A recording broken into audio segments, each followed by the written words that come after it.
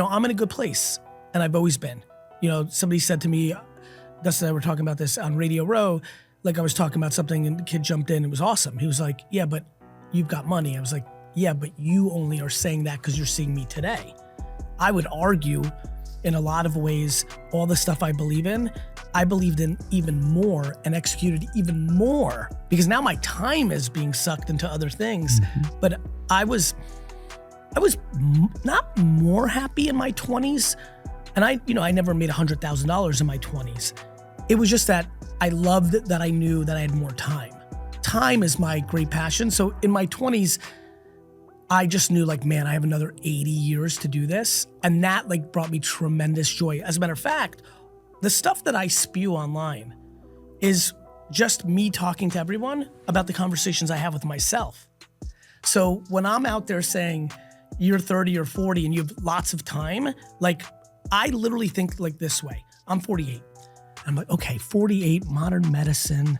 Like I should probably, God willing, nothing too crazy. I could get to 96. I feel confident in that. And I say to myself, crap, then I'm at halftime. Mm-hmm. And I blew it the first 20 years of my career because I was a kid and didn't have the opportunity to go all the way. So like, to me, that brings me joy. I actually am very concerned. This is real talk, very vulnerable. I am a hair concerned of what my psyche looks like in my late 70s, early 80s.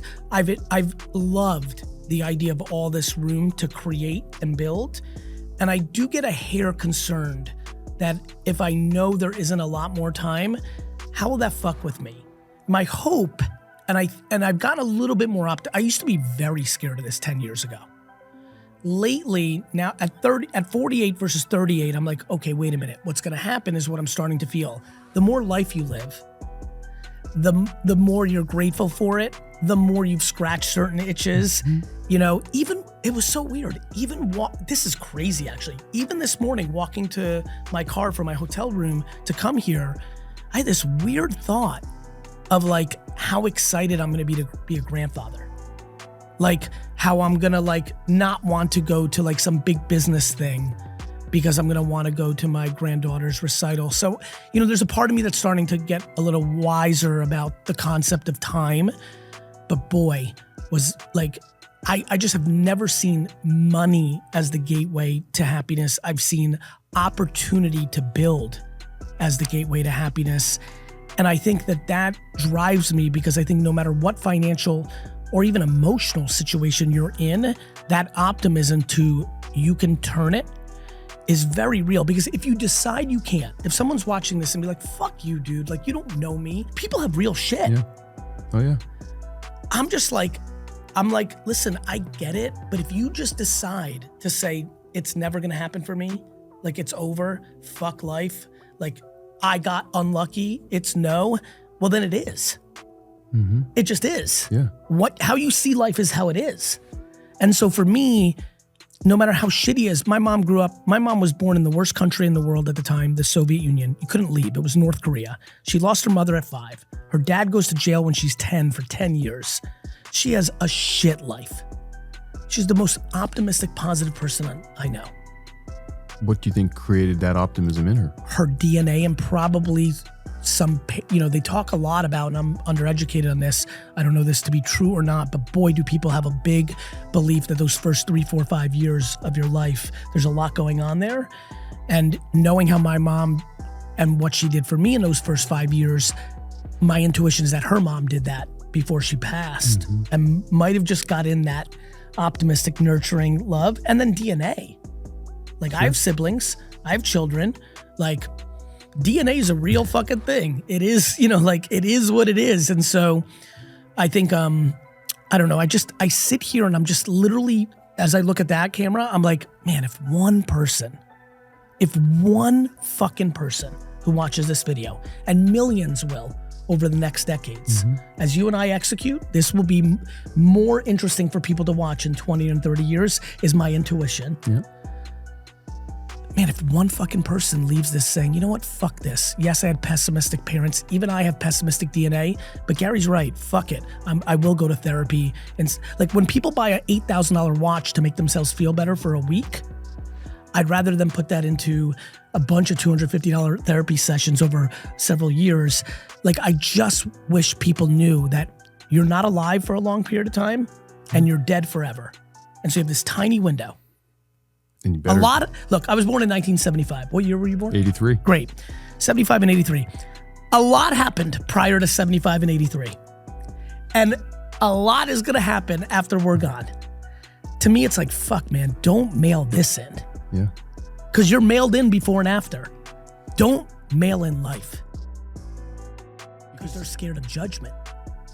Jeff, the difference between someone who goes and someone who doesn't is incredibly predicated on their self-esteem and insecurity framework. They don't want to go because it's easier to complain and tell everybody why everybody else got lucky because you're not doing anything.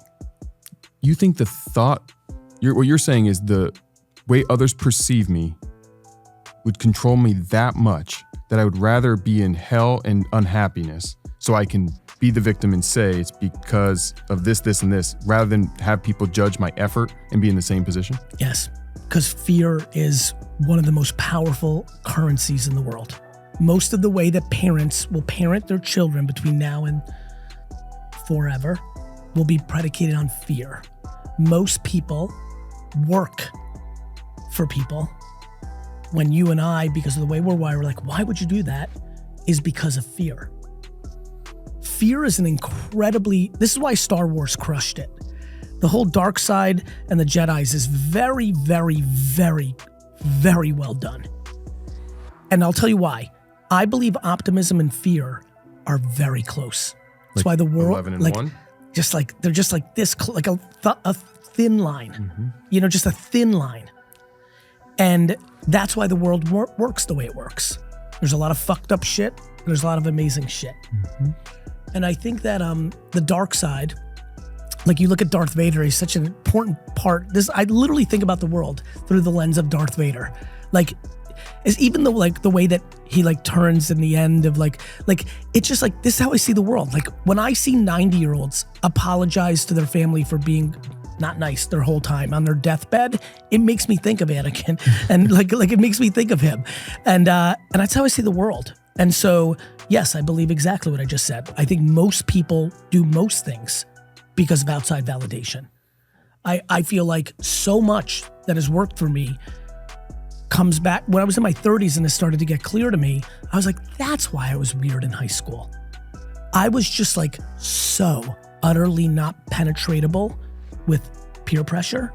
That's why I didn't drink. My mom asked me not to drink alcohol. I loved my mom so much and I wanted to do that for her. And even though pretty girls were like, come on, have a drink. And even though my buddies were like, you're a puss, fucking drink. It just didn't fucking penetrate. You never had a drink in high school? No. And it never penetrated. And it just kind of I think if you can deal with peer pressure in high school, I think you can deal with it for the rest of your life. You sure? I often say this is still all high school because it is for most people, And so even this weekend in Vegas, what's going on with people? They're all peacocking. There was people upset they couldn't get into that table or that VIP room, as if it matters. You mean the subjective opinion of some people you barely know is that you're not as cool as them? Who gives a fuck? I obviously got to a place in my career where I'm lucky and can get into certain things, but there are plenty of times where I can't. Sure. And I'm fine. Who gives a shit? If Jay-Z doesn't want to invite me to something, that makes sense to me. That doesn't hurt my feelings, right? And people just walk around with crazy insecurities and audacity. I've been to events where I see somebody roll up and they're not known, they can't get into whatever this thing is, and they're like, yo, I got 80,000 followers on Instagram, and I just watched that, and I'm like, by the way, please don't do that anymore. It doesn't make you look good. Not with winners, at least. What does that mean? It's just so fucking high school. Who gives a shit how many followers you have? Who gives a shit if you have a blue check mark? Who gives a shit how much money you have? Really, it doesn't fucking matter. It's true. I don't really know how much money anybody really has. I know what people try to perceive out there, but it's not going to make me like or dislike Drew Brees anymore. right? Like, I don't understand what we're doing out here. So yes, I believe that most people are scared of other people's opinions, and it dictates all of their actions, all of that.